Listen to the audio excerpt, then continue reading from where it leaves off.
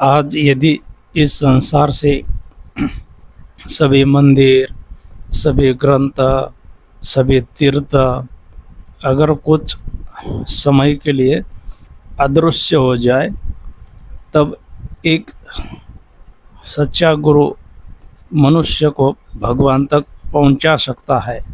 लेकिन यदि गुरु ही न हो तो हाथ में वेद होने पर भी सत्य का मार्ग मिलना कठिन हो जाता है। यही कारण है कि शास्त्रों ने गुरु को अंधकार से प्रकाश की ओर जाने वाला कहा गया है।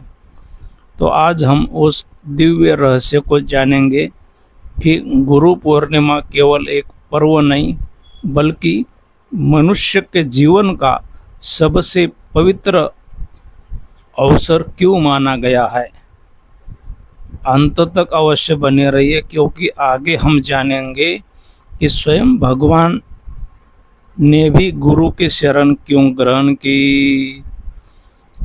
आषाढ़ मास की पूर्णिमा का यह पावन दिवस भारत की सनातन परंपरा में अत्यंत विशेष स्थान माना जाता है। इस दिन महर्षि वेदव्यास जी का प्राकट्य भी हुआ है।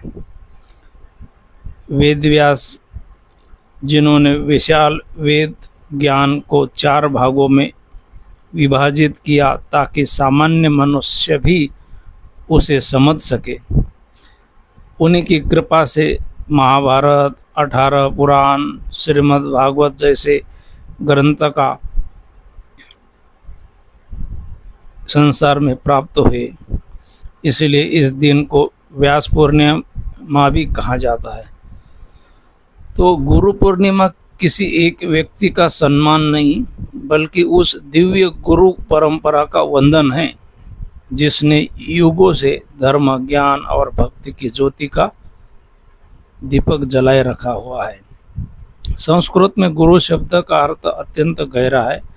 प्राचीन परंपरा में कहा गया है कि गु का अर्थ है अंधकार और रु का अर्थ है उसका नाश करने वाला, जो अज्ञान रूपी अंधकार को दूर करके आत्म ज्ञान का प्रकाश देता है, वही गुरु कहलाता है। इसलिए गुरु केवल पढ़ाने वाला शिक्षक ही नहीं होता, वह जीवन को दिशा प्रदर्शक होता है।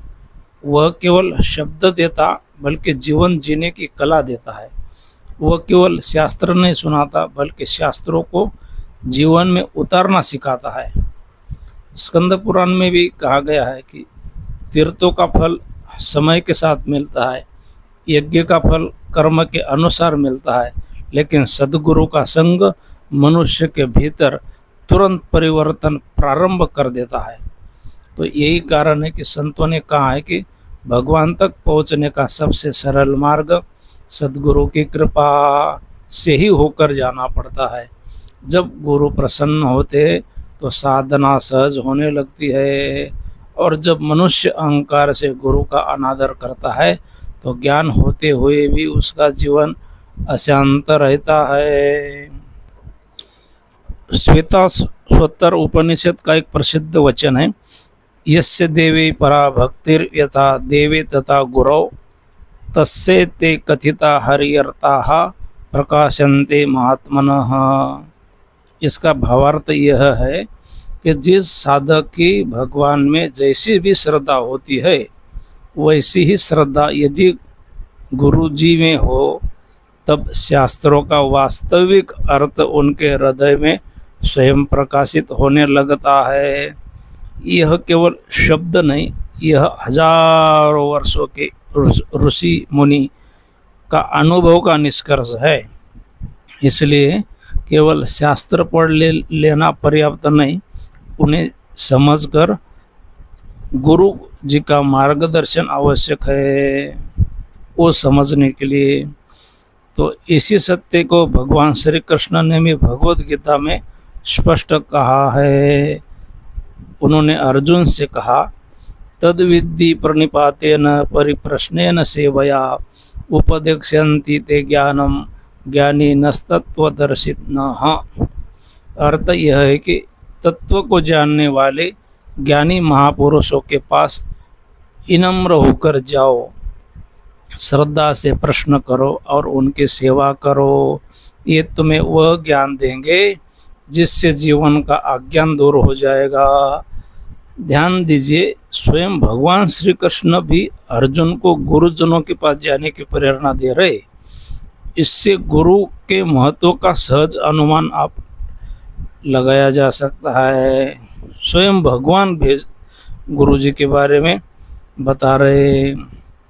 अब एक प्रश्न उठता है कि जब स्वयं भगवान अवतार लेते हैं तो क्या उन्हें भी गुरु की आवश्यकता होती है? तो इसका उत्तर जानकर आपका हृदय श्रद्धा से भर जाएगा। मर्यादा पूर्ण पुरुषोत्तम भगवान श्री राम ने महर्षि वशिष्ठ जी से शिक्षा ग्रहण की। आगे चलकर महर्षि विश्वामित्र जी उन्हें अपने साथ वन में ले गए और दिव्य अस्त्रों का ज्ञान कराया। यदि भगवान श्री राम भी गुरु की आज्ञा का पालन करते हैं तो सामान्य मनुष्य के लिए गुरु का महत्व कितना अधिक होगा, यह समझना चाहिए। इसी प्रकार पूर्ण पुरुषोत्तम भगवान श्री कृष्ण और बलराम उज्जैन में गुरु सांदीपानि जी के आश्रम में उन्होंने अन्य शिष्यों की तरह ही गुरु जी की सेवा की, शिक्षा ग्रहण किया और गुरु दक्षिणा में अपने गुरु के दिवंगत पुत्र को वापस लाकर उनके पास समर्पित किया। भगवान होते हुए भी उन्होंने संसार को यह शिक्षा दी कि गुरु के प्रति विनम्रता ही सच्चे ज्ञान का आभूषण है। आज बहुत से लोग सोचते हैं कि इंटरनेट पर सब कुछ उपलब्ध है, इसलिए गुरु करने की क्या आवश्यकता है। ज्ञान के शब्द अवश्य मिल सकते हैं इंटरनेट पर, लेकिन ज्ञान का अनुभव नहीं मिलता। जैसे कोई व्यक्ति हजारों पुस्तकें पढ़कर भी तैरना नहीं सीख सकता जब कोई उसे कुशल प्रशिक्षक उसे जल में उतरना न सिखाए, वैसे ही आध्यात्मिक जीवन में भी गुरु का स्थान कोई तकनीक, कोई पुस्तक और कोई साधन नहीं ले सकता। आगे हम जानेंगे कि महर्षि वेदव्यास को गुरु परंपरा का आधार क्यों कहा गया। उन्होंने ऐसा कौन सा कार्य किया जिसके बिना आज सनातन धर्म का स्वरूप ही बदल जाता, और गुरु पूर्णिमा पर कौन से कार्य अवश्य करने चाहिए जिससे जीवन में वास्तविक आध्यात्मिक उन्नति हो सके। महर्षि वेदव्यास जी का स्मरण किए बिना गुरु पूर्णिमा की महिमा पूर्ण नहीं हो सकती। यदि हम एक क्षण के लिए कल्पना करें, वेदव्यास जी ने अपने जीवन का महान कार्य न किया होता तो आज हमारे पास न महाभारत होता, न श्रीमद् भागवत, न 18 पुराण और न ही वेदों का ऐसा सरल विभाजन।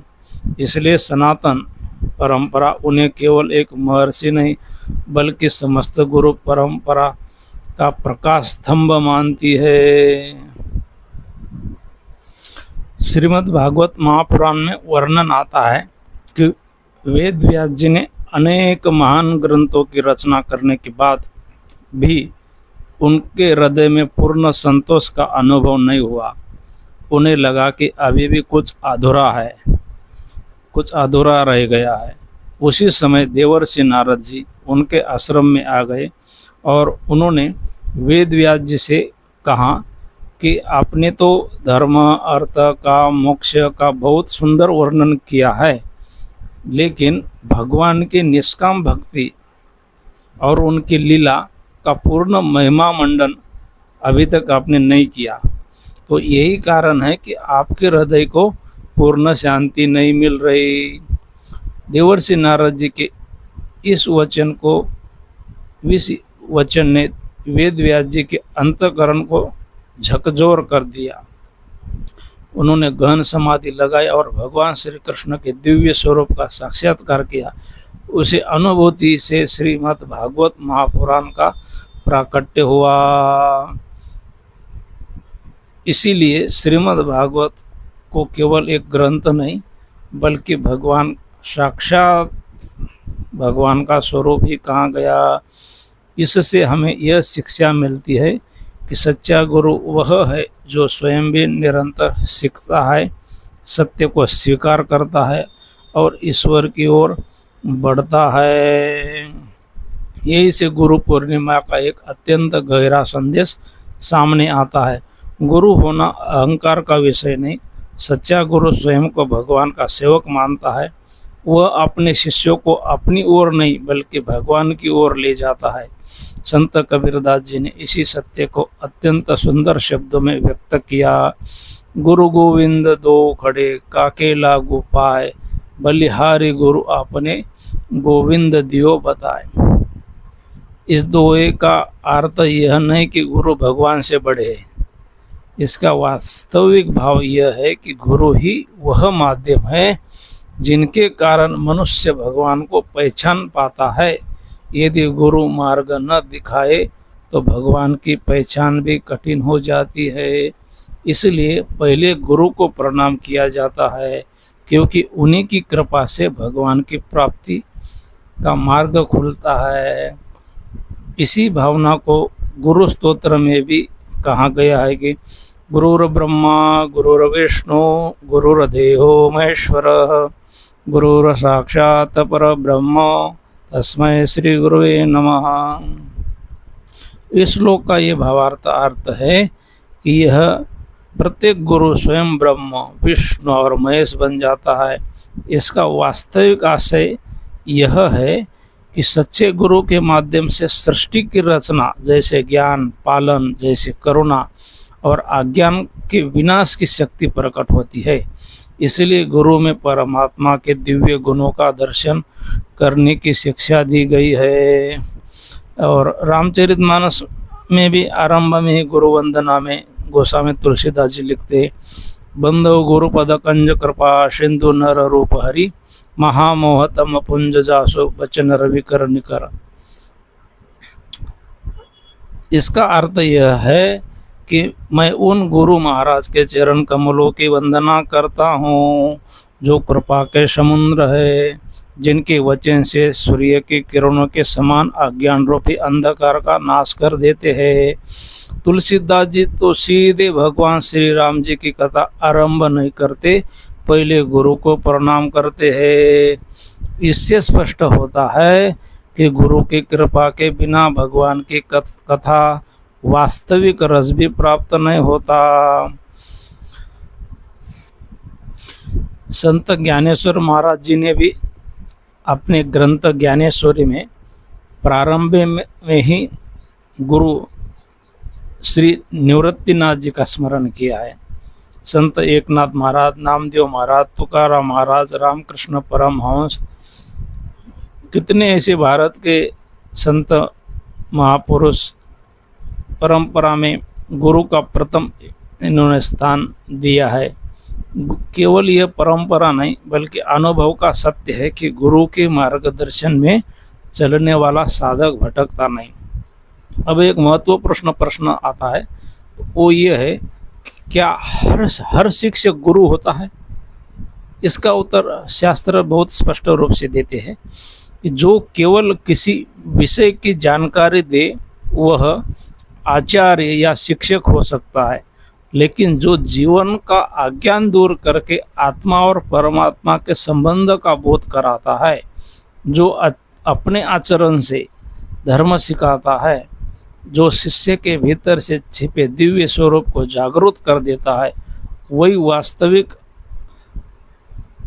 गुरु कहलाने का अर्थ है।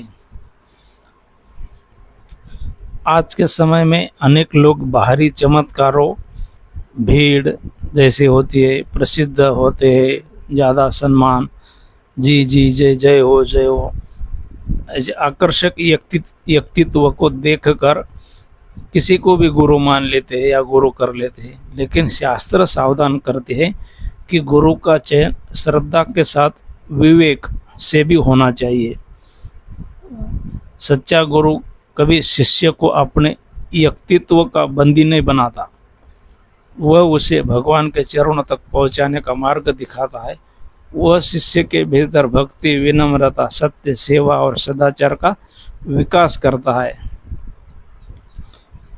याद रखिए, गुरु पूर्णिमा केवल फूल चढ़ाने का दिन नहीं, माला पहनाने का दिन नहीं, यह आत्म परीक्षण का दिन है। हमें स्वयं से पूछना चाहिए कि क्या मैंने अपने गुरु जी की शिक्षा को वास्तव में जीवन में उतारा है। केवल चरण स्पर्श करना लेकिन स्वभाव नहीं बदला, केवल पूजा की लेकिन अहंकार नहीं छोड़ा, तो गुरु पूर्णिमा का वास्तविक उद्देश्य अधूरा रह जाएगा। भक्त प्रहलाद की कथा में भी गुरु तत्व का एक गहरा संदेश आता है।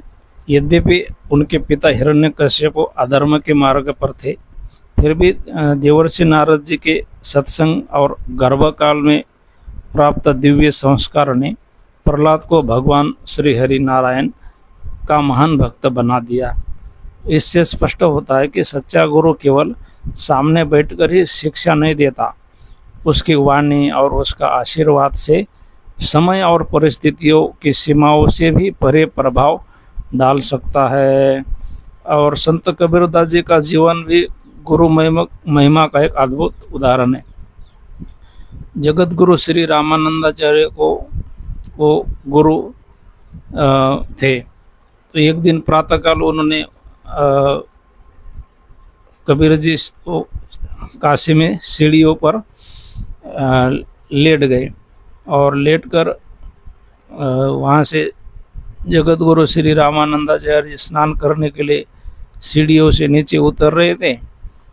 तो थोड़ा अंधेरा था, ब्रह्म मुहूर्त का समय, तो पैर का स्पर्श कबीर जी के शरीर को हो गया। तो उतने में श्री रामानंदाचार्य जी के मुख से राम राम को ऐसा उच्चारण बाहर निकला और कबीरदास जी ने उसी वचन को अपने जीवन का मंत्र बना लिया। यह कथा हमें बताती है कि श्रद्धा से ग्रहण किया गया एक दिव्य वचन भी जीवन का संपूर्ण मार्ग बदल जाता है, बदल सकता है। तो संत तुलसीदास जी का भी जीवन भी गुरु कृपा की शक्ति का प्रमाण है। उनके गुरु ने उन्हें श्री राम कथा से जोड़ा। वही बीज आगे चलकर श्री रामचरितमानस के रूप में फलित हुआ। यदि गुरुजी ने सही समय पर सही दिशा अगर न दी होती तो संभव है कि संसार उस अमूल्य श्री रामचरितमानस ग्रंथ से वंचित रह जाता, जिसने करोड़ों लोगों के जीवन में भक्ति का प्रकाश फैलाया है। गुरु पूर्णिमा के दिन केवल माला, वस्त्र या उपहार अर्पित कर देना ही पर्याप्त नहीं है। सबसे बड़ी गुरु दक्षिणा अपने जीवन में दोषों का त्याग कर एक सद्गुण का आरंभ करना है। यदि कोई व्यक्ति इस दिन क्रोध कम करने का संकल्प ले, प्रतिदिन भगवान का नाम जप करने का प्रारंभ करे, माता पिता दीन दुखियों की सेवा का निश्चय करे, सत्य बोलने का व्रत ले, प्रतिदिन शास्त्रों का अध्ययन करे, तो यही मेरे हिसाब से गुरु जी के प्रति सच्ची श्रद्धांजलि होगी। अब प्रश्न यह है कि इस पवित्र दिन शास्त्रों के अनुसार क्या करना चाहिए। तो सबसे पहले प्रातःकाल ब्रह्म मुहूर्त में उठकर स्नान करें, भगवान का स्मरण करें। उसके बाद अपने गुरुदेव, इष्ट देव, महर्षि वेदव्यास जी का आदि संतों का ध्यान करें।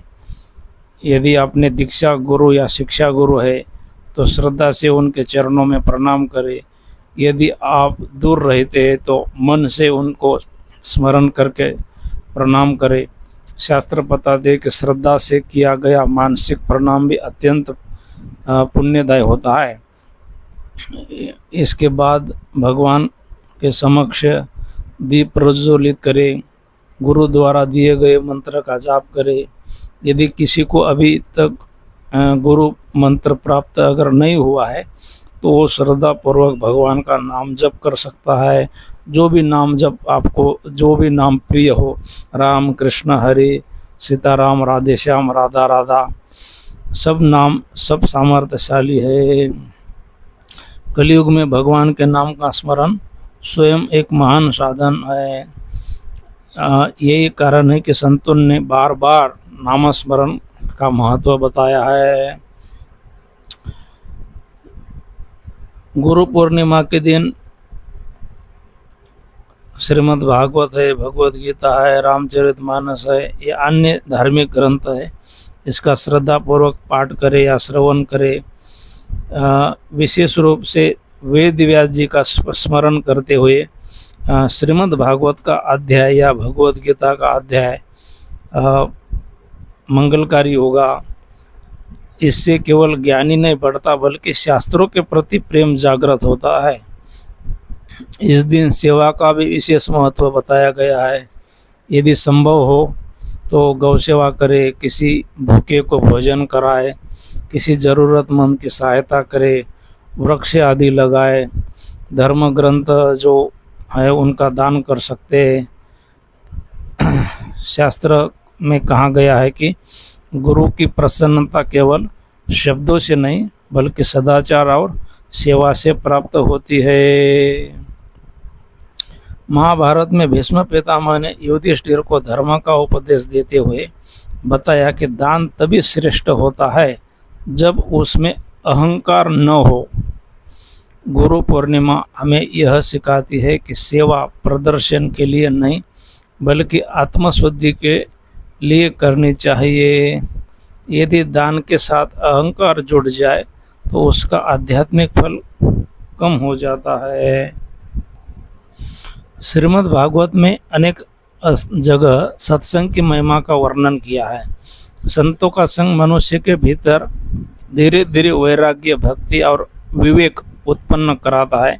इसलिए गुरु पूर्णिमा के दिन यदि किसी संत का सत्संग सुनने का अगर अवसर मिले तो उसे अवश्य सुनना चाहिए।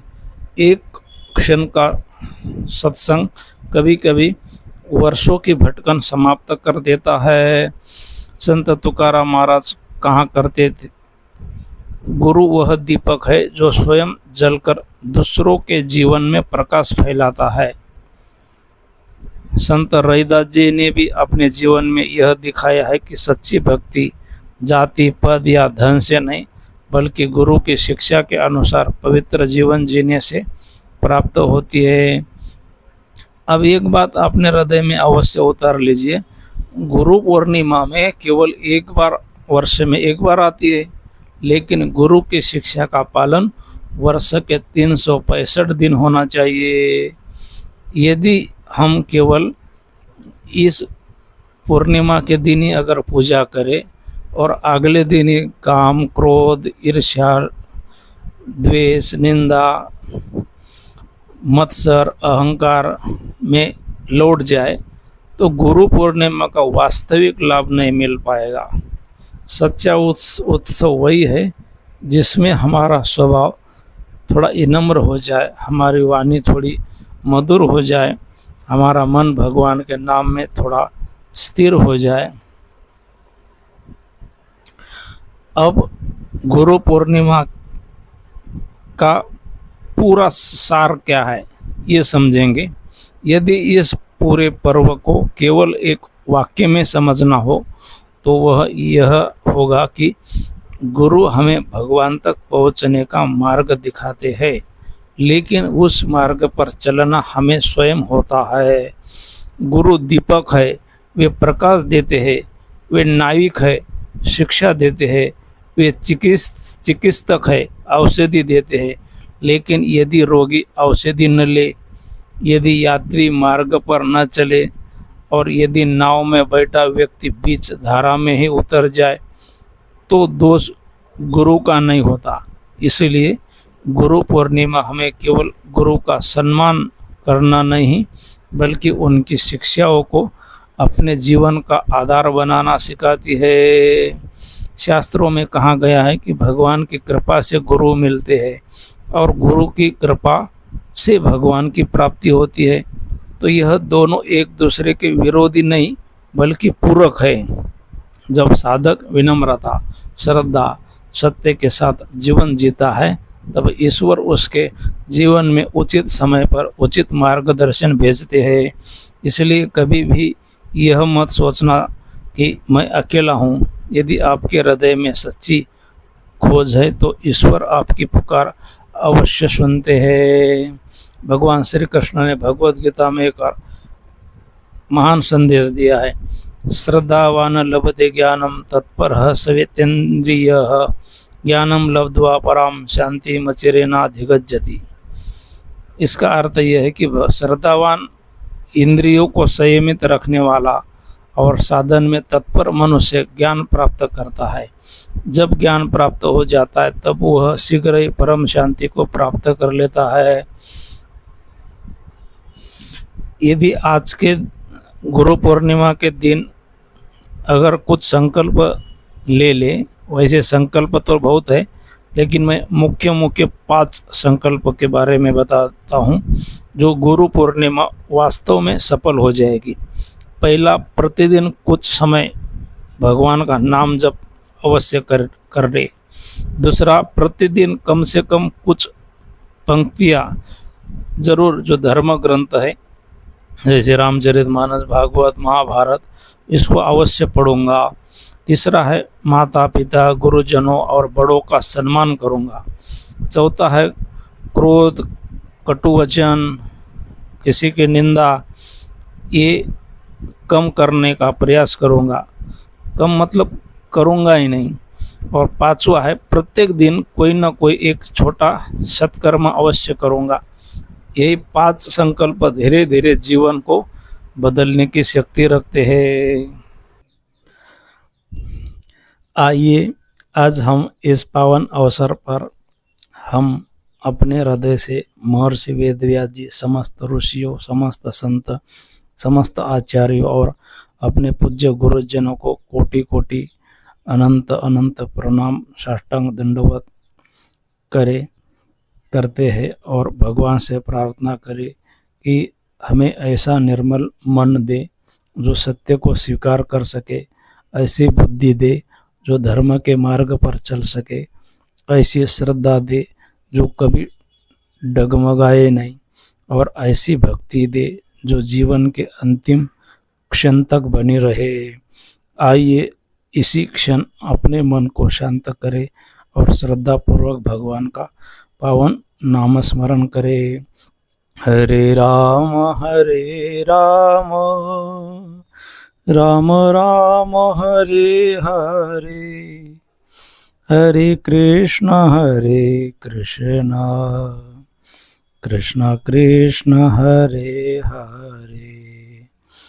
यही नाम मन को पवित्र करता है, यही नाम भय को दूर कर देता है, यही नाम गुरु की शिक्षाओं को हृदय में स्थिर करने की शक्ति देता है और यही नाम अंततः हमें भगवान के चरणों तक पहुंचा देता है।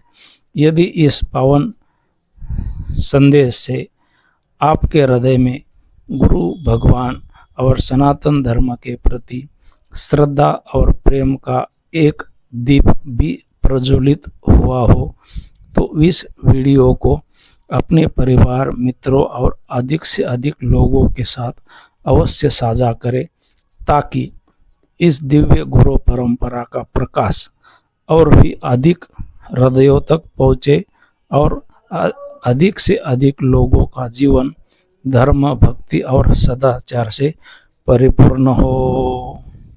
जय सिया राम।